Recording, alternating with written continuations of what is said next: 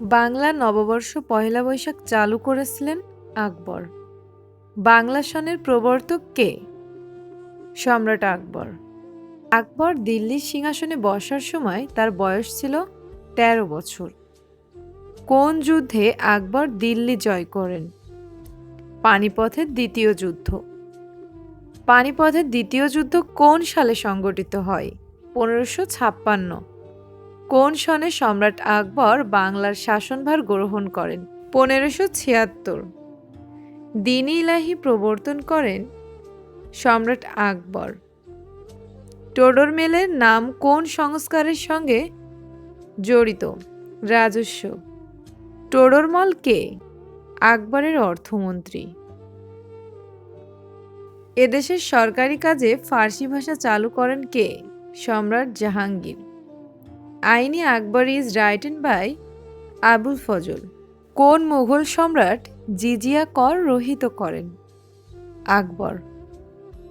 জিজিয়া ছিল অমুসলমানদের উপর ধার্য সামরিক কর। কোন মোগল সম্রাটের সময় সাম্রাজ্যের সর্বাপেক্ষা বেশি বিস্তার ঘটে? আকবর। বুলবুলি হিন্দ কাকে বলা হয়? তানসেনকে।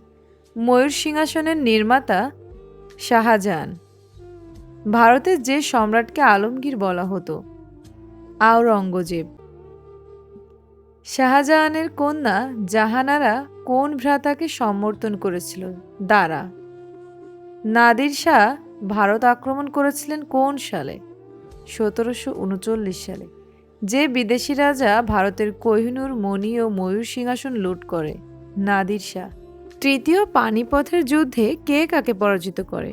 আহমদ শাহ আবদালি মারাঠা দিককে। পানিপথের তৃতীয় যুদ্ধ হয় ১৭৬১ সালে। মারাঠা শাসকের উপাধি ছিল পেশোয়া। শেষ মুঘল সম্রাটের নাম কি? দ্বিতীয় বাহাদুর শাহ। দ্বিতীয় বাহাদুর শাহকে নির্বাসিত করা হয় রেঙ্গুনে। শেষ মুঘল সম্রাট বাহাদুর শাহের কবর কোথায়? ইয়াঙ্গুনে।